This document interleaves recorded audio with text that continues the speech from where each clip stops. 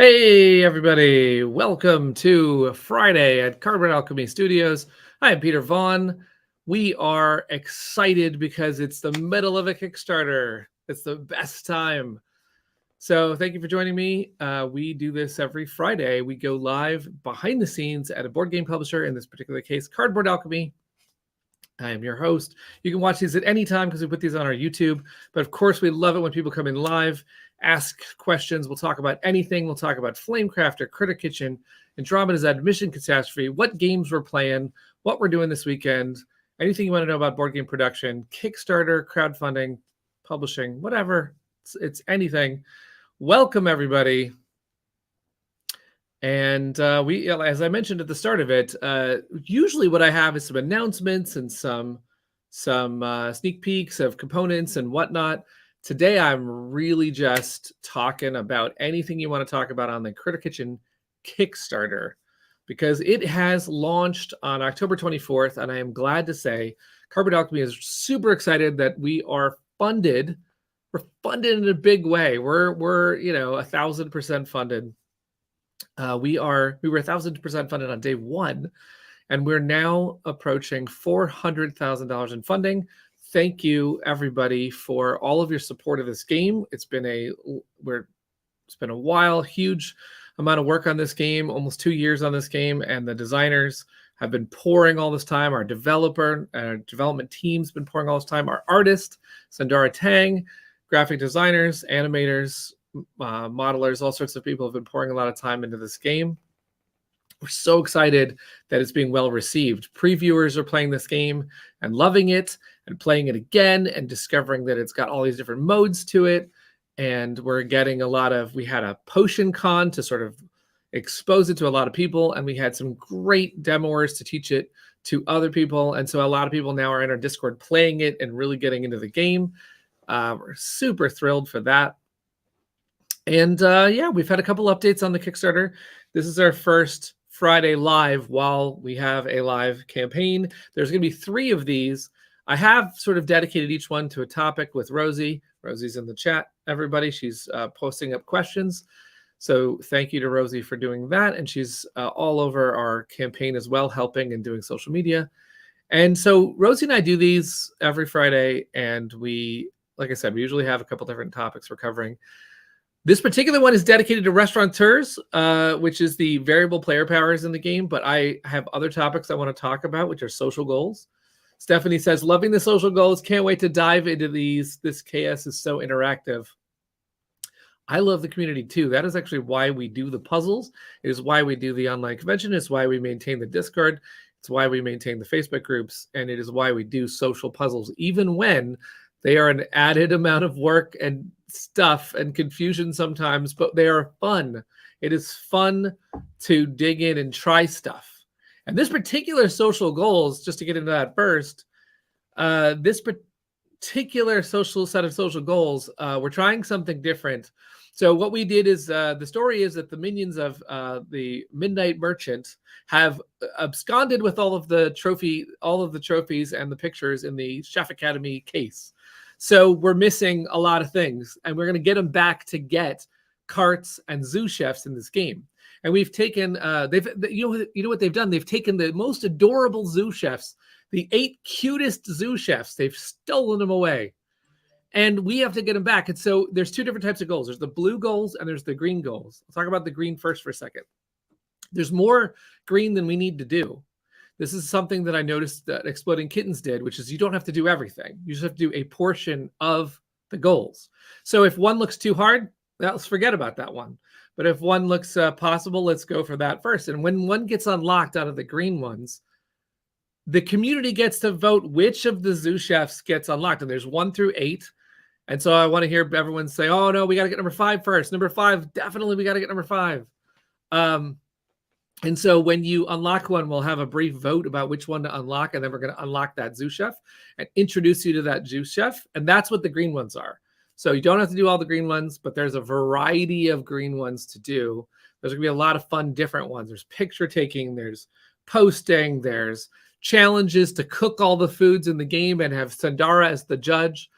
We can go over that chart if anyone wants to ask about that. But I want to talk about the blue ones. The blue ones are the trophy case above the picture, and those are for carts. And if anyone doesn't know what carts are yet, carts are one of the advanced modes of Critter Kitchen.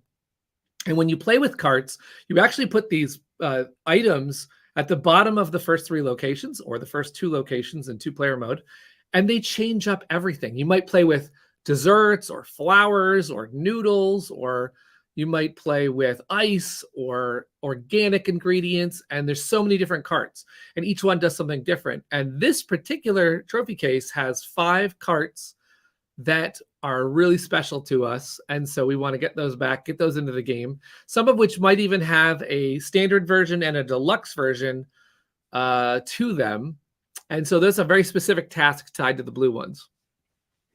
So we can work on blue ones and green ones. You can ask questions about these, anything you want to talk about. And then if we have extra time, we'll talk about restaurateurs. I know I'm not saying that correctly because we've just recently talked about how that word's a complicated word. But I love variable player powers, and I will defend variable player powers to the death. It's my favorite part of games. I will say that I have learned that they don't go in every game. We didn't put them in Flamecraft. We tried. We decided it was too much. And I do know I wrote a blog on variable player powers one time where I just dissected all the different kinds of variable player powers and how you can balance them out really well. And Peter and Alex have done something interesting that I think is one of those lessons about player powers, is that when you have a large variety of them and it's hard to balance them against a system, what do? But you have ways of balancing them. One of the ways they chose to do is give them a different set of stars. So if Anthony Bourdain is better, is just flat out better than another one, then you give him less stars than that other one. And that is a way that you can very quickly put a system on top of the system. Another way actually is being employed in this game, which is that the sous chefs are also variable player powers of another sort. And another way you can limit variable player powers from breaking a game is by making it one-time use. And that is what they did with sous chefs. So now you can have a lion that comes in, or a panda, or whatever it is, and it just is for one round. So if it's kind of broken in one game, or it feels like, oh my God, that's unfair, you got 3 soups and I didn't get a chance to get it. Well, it's just one round, right? And you can recover. So variable player power is one of my favorite things ever. And this game's got them in spades because you have the opportunity of getting sous chefs, which are workers with a power. And you also have the ability to get a global restaurateur power for the entire game. So, those are the basic topics of today. I mean, I want to talk about anything related to the Kickstarter. We're so excited over here. It's just like, it's a thrill to launch a game and get it funded, make a dream happen. Oh, let's talk about the soup tower, because that is mentioned here. The soup tower is actually one of those goals that I had never planned for, and it was our Discord community that started to, there's a user, Meme Stealer, that started making a soup tower after playing the game and stacking the soup in TTS. There was this notion of making a soup tower in Discord where everyone's got to say a soup emote before someone says another word. So the tower goes until someone breaks it, right? And so we decided to make it a social goal for fun. We made a channel just to try and get a soup tower up to 99. Where one user cannot be in the tower more than 3 times, and you have to use a different soup. It can't be the same soup in a row. Chris says, I want to poke the soup tower. If you are a highly interactive cutthroat sous chef, you might be tempted to mess with other player powers. It's just a funny thing to do. The soup tower was a really great community thing going on. We decided to embrace it and show everybody that that's what we believe in as well. And if everyone gets that soup tower, we're going to unlock another sous chef. And I will point out that Sandara also really enjoyed the soup tower. And not only did she join in the first time the soup tower went out, but she also drew a new soup for this purpose. So she's had fun with it as well. So we're talking, there's different topics going on right now. Do bot messages count to break up the soup tower? We're not going to count bots in there. I should actually have the bot turned off for that channel, so we won't count the bot wrecking it. That's not fair. We have no idea when that's going to happen. So Guy Bieri is mentioned. Now, see, the restaurateurs, we're about to unlock Guy. That's at, what, 400,000? And we knew that would be an exciting one. And in fact, I'll show you the piece of art for that. Where's our, we got all our guy. Let's turn. There we go. Look at him. He's great. He is ready for this. He is ready for Critter Kitchen. You know that? And so we're about to unlock Guy, whose power is really fun. It's tied to how many rumors you have. So challenges become easier if you have rumors. So you can basically discount challenge numbers by however many rumors you have. So if Guy can go right out there and immediately get a couple of rumors out of the gate, and you're going to have a much easier time getting through Bistro Bay's challenges. So Guy is almost there. And then the other one, though, another really big one, of course, we came out of the gate. Our very first stretch goal had to be, let's put him up here. We're gonna hide Guy for a second. Where is he? Nope, we gotta go right here. Of course, Goat and Ramsey had to come in here and yell at us because we were a little slow in getting the stretch goal map on. And this chef, you know who this chef had to be in there. This is an absolute must. Sandara too is a big fan, and so we were all big fans. And so in particular, Goat and Ramsey, thanks for the pun, Alex and Peter. They've been having a lot of fun with these. Goat and Ramsey, actually, the power is that you can take all 2 ingredients and yell at them so much they become 4 ingredients because they just have to do better. So basically, if you go get a crappy carrot, you can either take it a couple different ways. Goat and Ramsey knows what to do with any piece of food, or that Goat and Ramsey just makes a food better. Just happens, So it's a lot of fun. And actually, also I had Wolfgang. Let's do Wolfgang really quickly. Stick him down. This one, of course, is our promo. That is something you get just by backing the campaigns. It's really exciting. Wolfgang Duck, in honor of our partners, Lucky Duck Games. Wolfgang Duck has a power that is associated with wine. He himself is in real life is associated with his vineyards and his wine collection. And so in this game, you can actually treat any wine as soup. It's that good. It's basically like he can convince anyone. He can sort of interchange. He can get like an amazing wine, 6, and still serve it as a soup, which is a wild in this game. So you could basically do any challenge just by getting that wine to your advantage there. So he's a lot of fun. These kind of powers are going to make it really fun to dig into the game. I mean, you have the base game, core game is so good. It's so solid. And on top of that, the way we're going with all the ones we're unlocking, you're going to be able to get dealt 2 of them and pick which one kind of feels like it fits the situation. I think Peter says, my original pitch for Wolfgang Duck was Gang of Wolves Puck. A pack of wolves standing on each other's shoulders in a chef apron, which is also kind of funny. And at the playtest we were doing the other day, someone suggested that it should be a wolf with a fake duck bill on. Not actually a duck at all. But of course, Sandara is drawing all of the characters in this game as sort of combos. It's not a world where there's no fake ducks. There's we got real ducks mixed in here and there. Ellie says, I almost want to tag him on Twitter, and I don't know which one she's talking about of those 3 chefs we just showed, feeling that they would be thrilled with this. We have no idea what will happen if any of the chefs find out. I will say that actually that's not true. One of them does know, and that is Kim Joy.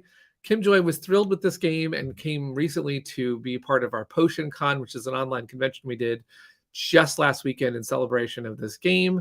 And we turned Kim Joy into Kit Joy because she loves kittens and cats. And so she was thrilled, and we made her a promo card so that if you back this game, you get Wolfgang Duck, and you get Kitjoy, and she is super excited to be in the game.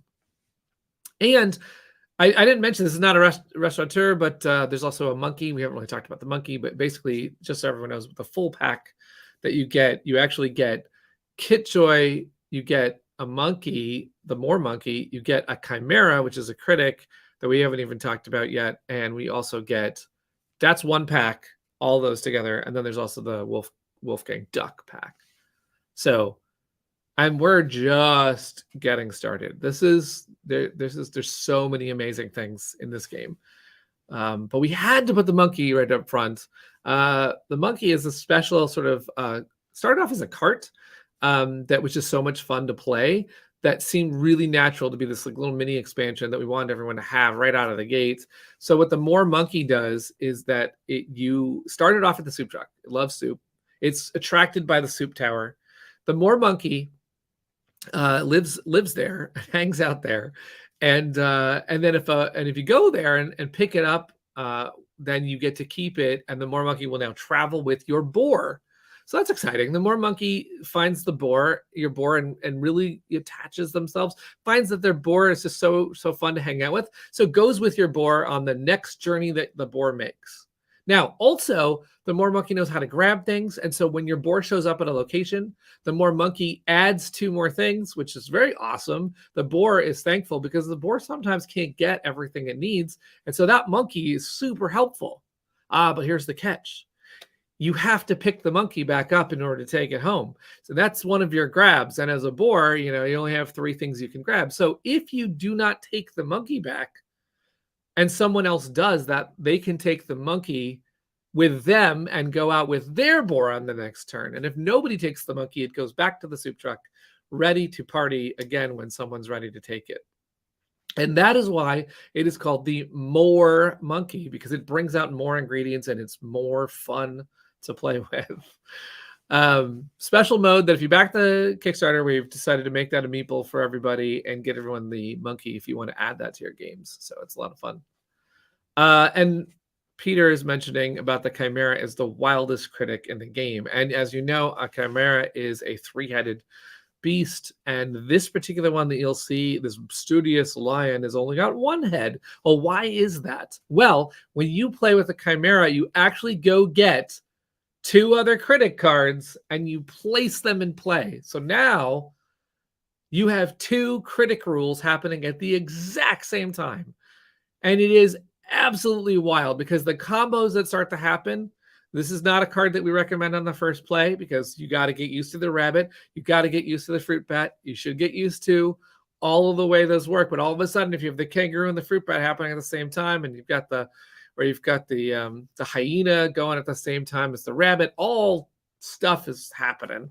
And you have to consider a lot more choices with the chimera going on. So what we're trying to do is make it so that when you come on board for Critter Kitchen and you're part of the initial funding of this game, you're going to get some really fun modes to play right out of the gate. And then, of course, we're stretching even more. But those modes we wanted to make sure we give everybody at launch. So Peter's like, making sure that every single combination of critics works as a pair was a lot of fun.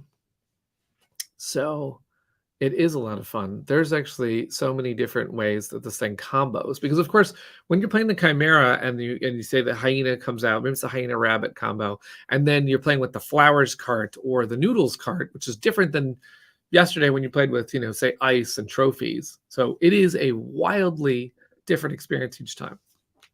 And you can dial in as much of that as you want. There's actually a cart that we don't talk about a lot. We haven't talked about this cart, frankly, at all yet, but it is the Zoo 2 cart. The whole reason why we made carts, well, actually, the reason why we made carts is not Zoo 2, but Zoo 2 is a core cart that we really wanted because we love Zoo Chefs so much. We wanted Zoo Chefs in the game. We wanted them in 2 locations out of the gate, and that was too much for a beginning game. So we decided to take the second half of the Zoo Chefs and put them at their own cart. And so when you decide to play with Zoo 2, which is a mandatory cart that you must play with in 6 to 7 player mode, when you decide to play with it otherwise or deal it you can randomly deal in carts and get that one. What it does is it brings out a second sous chef that hangs out, and it also brings out more tokens. So it brings out additional ingredients so that, even when you have 2 sous chefs running around, that's a lot more grabs in Bistro Bay. So you need that bonus set of ingredients to kind of balance that out. But what that does is it puts 2 different types of workers coming out every round, and you can get both, which means all of a sudden you're going out with 5 workers instead of 3, or just getting your hands on one that does something different. It's a lot of fun. So,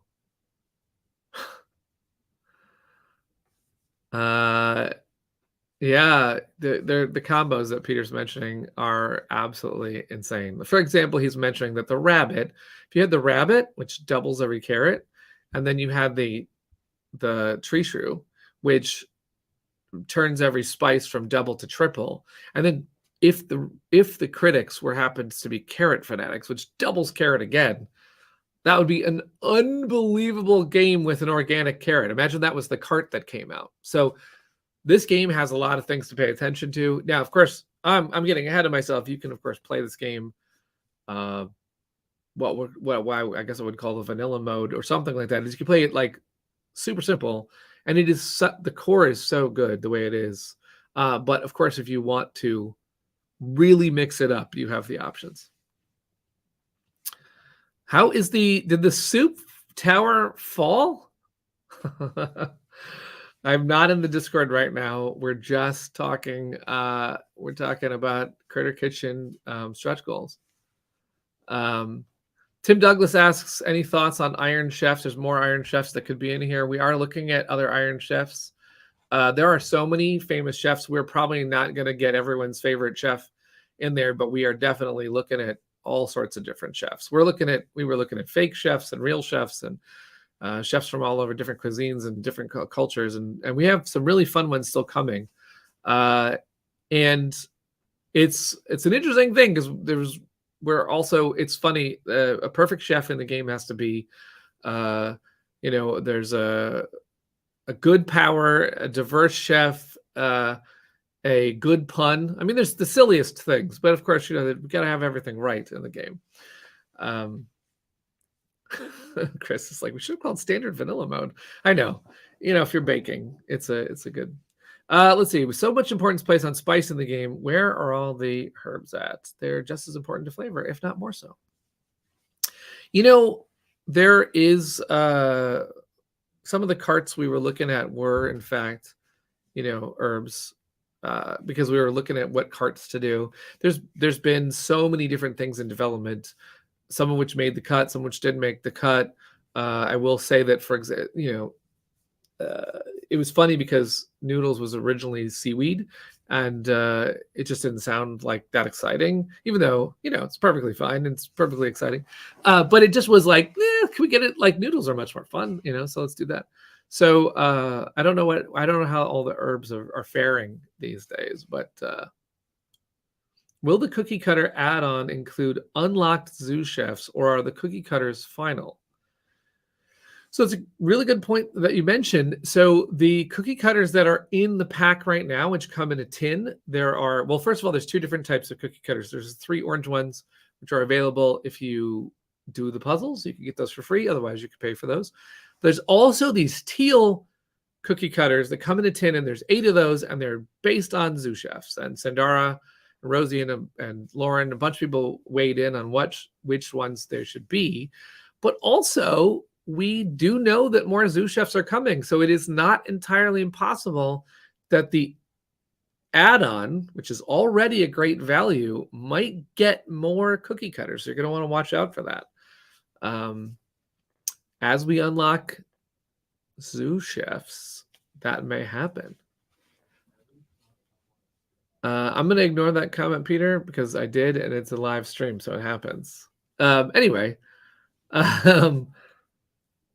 let's see. Do we have any other questions, or we're going to talk about Soup Tower? I can talk about different parts of Critter Kitchen all day. In fact, not only does this game make you hungry, but if it makes me want to play all the different modes of this game over and over. I see the people having fun in Discord, and I'm like, I miss playing this game. We were, during the development, earlier this year when it was like heavy, we were banging out different parts of it. We were playing all the time, and it's so good. It just gets into a deeper and deeper addictive state because it's the mind games get more and more layered on as you play with, say, your game group.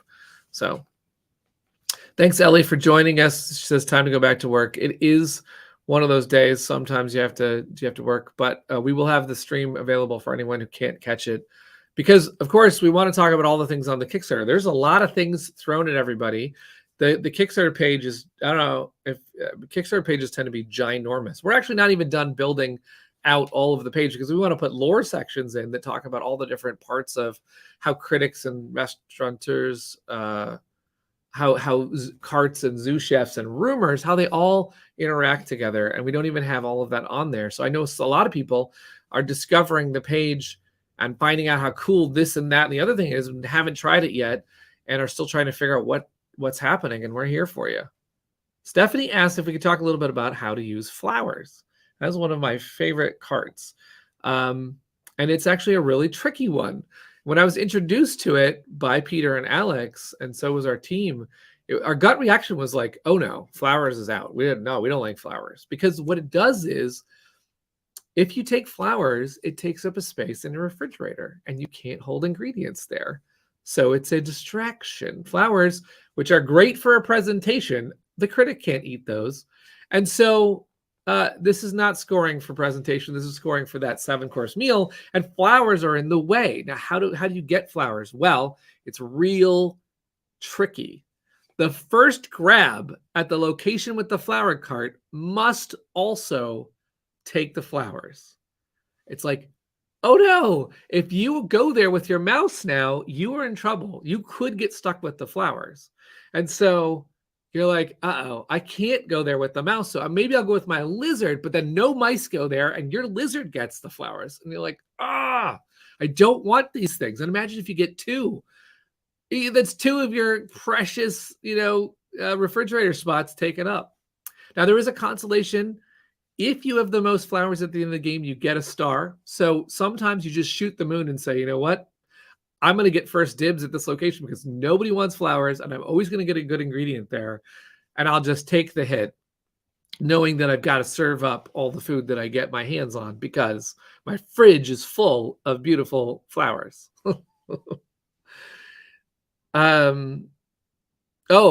Peter says you score a star for having the most every day. So it's not just the end of the game. So if you're going to take a hit on them, you do get to get stars. So you evaluate that every day, which makes it even better. We're not villainizing flowers. They're super pretty and they're super distracting and we love them, but we also don't want them in our kitchen sometimes. But I love playing with that. And the reason that crystallized it for me is when Alex Cutler was talking about them, and he said that it changes your entire mindset of how you play. You no longer feel comfortable sending the mouse like you normally send the mouse. And that twist is just beautiful. The game now has those twists all over the place. And one day you're playing with flowers and your brain's got to go, okay, so with flowers, I clearly cannot choose the location in front of you. It's this beautiful thing that happens. It's just a tiny twist makes the game fresh again. All the critters are allergic to flowers. Right, that's right, Tim. And Peter says, I brought my girlfriend flowers on launch day, and she had to put them in her fridge, and she was less productive. It was terrible.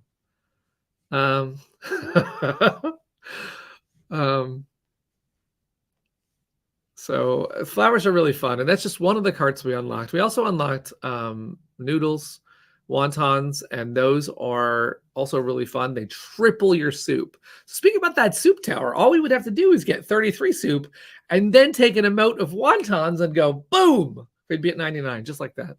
But sorry, I didn't make the emote for wontons because that would have just been like the secret sauce right there. Anyway, in the game, they're really fun because all of a sudden you can take your entire soup total and triple it, and that's huge to get those challenges. Here we go. We have an official ruling on the skunk. Is the skunk officially the cutest sous chef? I need to possibly get the skunk up here. Let's get the skunk up here. because we need to address that.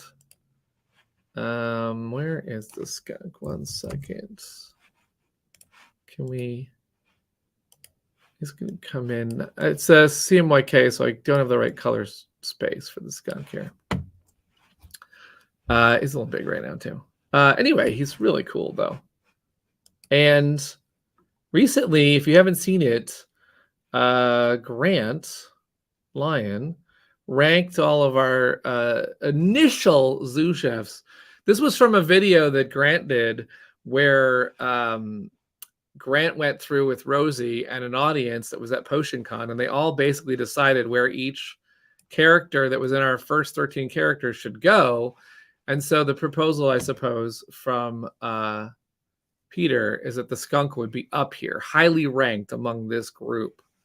I definitely think the skunk is up there in cuteness. I definitely think so. But the skunk is one of our cutthroat chefs. So you do have to accept the fact that the skunk is going to be a little nasty and forces everybody to only take one ingredient, one item, which is something you got to get used to. And by the way, Peter's saying Peter the parrot came last. And the reason for that is because he's holding a giant cleaver and everyone decided it's a murder parrot. So you have to watch the stream with Grant to get all the context of that. But the murder parrot was definitely not welcome at the top of the list. Chris is saying that the cutest is yet to come. I did explain that the social goals are to unlock the cutest ones in the game. But I will argue that the skunk is absolutely adorable. Just has that, well, you got to watch out. If someone else drafts the skunk, you got to be ready for the fact that if you go to that same location with your boar, you're only getting one thing. That skunk is going to make it hard. Axel is voting for Ming as the cutest. Let's go back to the Ming ended up in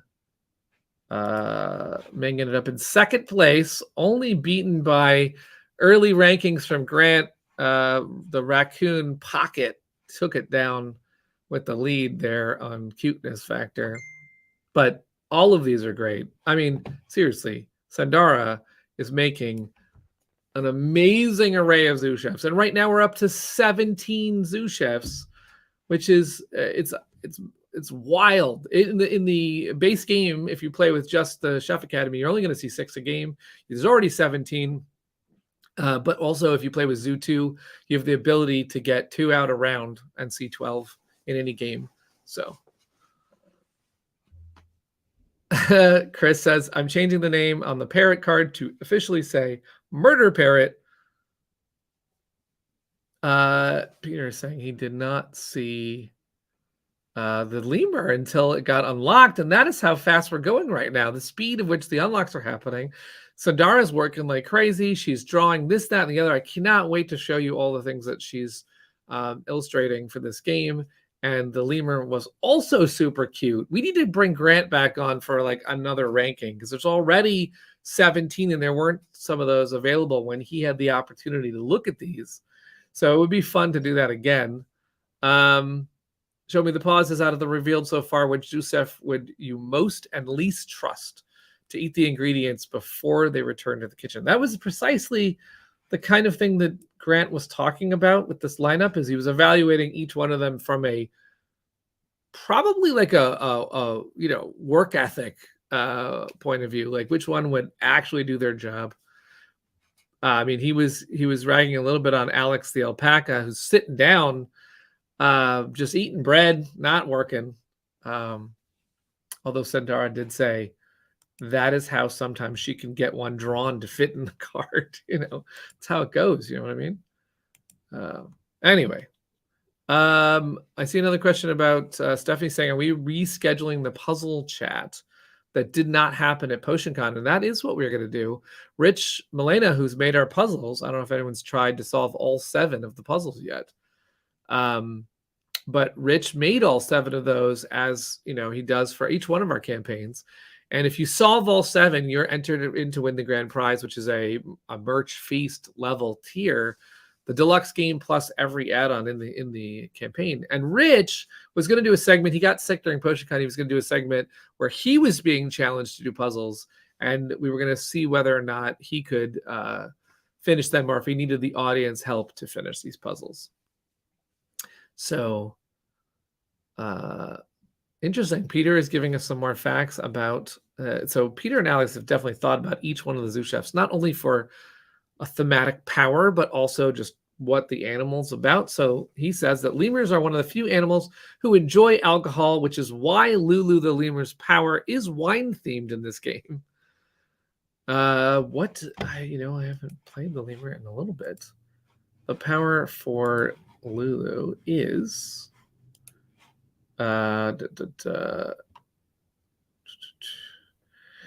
if Lulu takes wine, you may place it in your kitchen as a wild rumor instead of keeping it as an ingredient. So she loves the rumors, and so that she can turn wine into one. That's really fun. That's really neat. There's so many different ways to play. I haven't actually ever recruited the lemur yet in a game, so I didn't know. Do you have a favorite cart to use in the game? I definitely have a few favorites already. I haven't even talked about the gelato cart, and I want to tell a fun story about the gelato cart because it was the original cart in a way. So I did say that Zoo 2 was kind of an original cart. It was a big part of forming the carts, but gelato definitely had something to do with it, and I'll tell you why. So when we first signed the game, there were no carts in it. And I'm a big believer in, as we've talked about in this stream and many streams, I love variable player powers, and I love to mix up.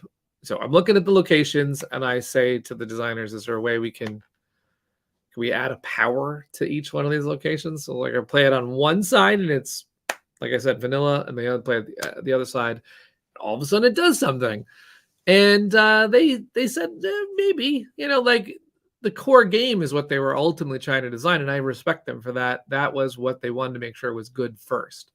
But while we were playing with the desert vendor, which is a really great piece of art. Sandara's got this pangolin and his son. They're selling sausages and carrots and big chunks of cheese in the desert. And someone said, oh, that'd be funny if it was the dessert vendor on the other side. And it was like, that would be amazing. Let's have dessert. And we briefly went down a road of thinking that each location would have a flip side that was like a pun. Okay, because we obviously believe in puns in this game. And then Peter said, no, we could do one better. Like Alex and I will come up with carts that are not tied down. So you can have your dessert and eat it at the garden shop too. You don't have to eat it just at the desert. You don't have to have the ice cream melt at the desert vendor. You can have it anywhere. So, and Rosie puts up that there's a free, the a la carte expansion, which we know is spelled funky, is on purpose because puns again, right? So a la carte comes with every single game pledge on this campaign because we want you all to have all that content. It has 6 to 7 player mode, and it has all the carts I'm talking about, and it has 2 new player colors, of course, that come with the 6 to 7. And we unlocked, I believe we saw a restaurateur and a critic go in there because of all the stretch goals we're starting to unlock. So you're going to see more zoo chefs pour into the expansion and all that. And everyone here who's backing is getting that expansion. So the carts started with that dessert, that idea of dessert. And then it grew, and there's so many more ways to play. But just so I don't forget to talk about what dessert actually does, I really love this one, is it creates an 8th course. So you have 7 courses in the game. You're serving a bread and a carrot and a cheese, a fish, a meat, a mushroom, and a wine course. But if you go get gelato, you can serve an 8th course to the critic and score off of that course. And you can serve any amount of gelato that you can get your hands on, and the critic will love it because, of course, they're looking for something to end the meal with. But you have to hold on to that gelato, though. So it is a trick. You can't use it before then. So you're trying to decide if it's worth holding on to this dessert course when there's so many other things to do in Critter Kitchen. And there's different values of the gelato, which we had an update about it, and we asked people what we think they should rank it. Right now, I believe we're doing a white chocolate raspberry ripple as the top gelato that you could get. And the chocolate gelato is maybe the worst gelato that you could get. If you've had strong opinions on gelato, you should go to that update and say, no, absolutely not. This gelato should be the top. And we hope to have a lot more of that fun on the campaign. We're going to do we're going to do restaurants. We're going to showcase the restaurants that Sandara is illustrating on each player shield. All 7 colors in the game have a unique restaurant. It's super cool. And we're going to put up a post very soon that has your opportunity to vote on the name for some of those, because we have picked some names. We haven't picked all the names. And of course, we just put out the social goals, not just the soup tower, but how many goals were there, Rosie? 20 goals, 20 different things to do. There was 5 blue ones, which are hard-coded to a certain goal, and 16, maybe it's 21 goals. Anyway, there's a lot of goals to do. There's a lot of fun to be had on this campaign, and we hope you join us for that, especially because some of these, with Halloween coming around the corner, the one where you have to dress up your pets in a costume seems like a no-brainer. Let's get that one done during Halloween. We got this. Make all of our pets into little chefs, and I think we can crush that goal, and then get one of these zoo chefs as a result. Meanwhile, if there's another social goal that someone wants to rally to get to, hey, Mike, it's good to see you. If there's a social goal that you want to rally towards, you can comment on that post that we just did today about social goals and tell everyone, let's go for this one first. Let's get this one done. Or you can go to our Discord where they're already attempting the soup tower. Oh, we got to talk about the Make 7 meals. That is a great one to talk about. Now, the Make 7 meals, what this is in the game, there are 7 challenge cards. Very key balanced 7 cards where each ingredient appears 3 different times. And we spent a lot of time making sure that those 7 cards were just so. And so it's perfectly balanced that way. So Sandara then had to figure out what those were going to look like. If it had meat and wine and cheese, or if it had, fish and cheese and carrot, what did that look like? So Sandara, using her imagination, and she came up with, for comfort food, a burger, and there's a colorful spread on that plate with wine, and she's also done a savory stack that's like, it's massive and it's stacked with mushrooms and meat in it. And we thought it would be fun to do a social goal where you have to create, and only one person has to pull off each one, but you gotta get it exactly like that. You have to pull off the thing that she drew, and Sandara is the judge. So if you present your coastal fusion, she might say, nah, she's the critic this round, okay? And we don't know what rumors about her. We have no idea what she really values about this. Is it the color? Do you have to get the composition just right, or do you just have to use the ingredients? Would she buy it if you just threw soup in there and said, listen, I have wine, but for the other 2 ingredients, I just put soup. It's close enough. It's kind of a challenge, just like the game. What will Sandara say, and who will do these challenges? We only need one of each one done by the entire community. So only one person has to pull off savory stack. And if Sandara says, yep, that is savory stack, then we have that one. And we just have to do it 7 times. And Peter volunteers to eat the results no matter what you cook. So it doesn't even, you could have your critters in your kitchen make it. He's going to try it out. But that's a fun, I think that goal is really fun. And if everyone says that that's too hard, the green goals, as a reminder, you don't have to do them all. We only have to do 8 of them to get the zoo chefs that have been stolen away by the minions of the Midnight Merchant. So Stephanie volunteers Slushosaur to do the cooking, because on launch day, we saw in our Discord that he was cooking up soup with fresh ingredients and was doing a great job, having a fun time cooking along with our campaign launch. And that was like an honor to see that people were getting so interested in this game that they were cooking up a storm. So thank you for doing that. And Stephanie, I like your idea. Now, Rosie's bringing up another one, which is make Alex laugh with your puns.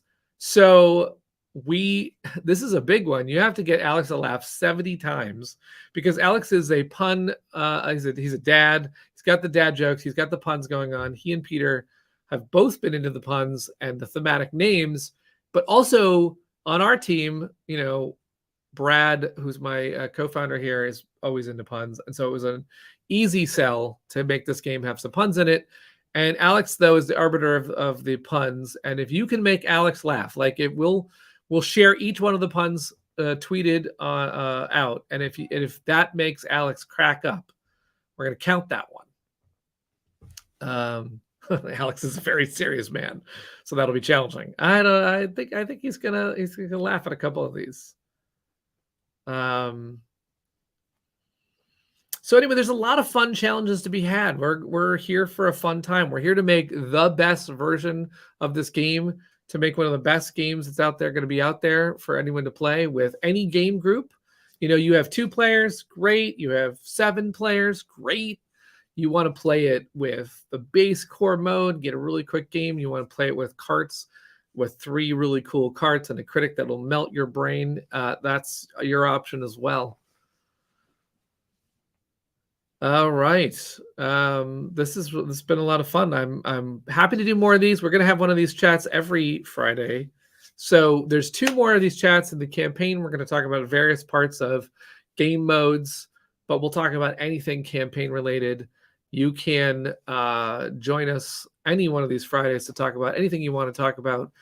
Tell us what games you're playing, ask questions about our games, get behind the scenes stuff, anything. And I appreciate everybody here who's had a chance to check out the Kickstarter and come along for the ride. Critter Kitchen is going to be made into a real game. And not only that, one of the best games out there. We're going to cram it with the most amazing components and the most the really cool gameplay. And of course, with Sandara Tang involved, gorgeous art. Thank you, everybody. We'll talk to you again soon, and we'll see you around the campaign and the Discord and the Facebook group and the YouTubes and all that stuff. Cheers. All right. Happy Friday. Happy weekend.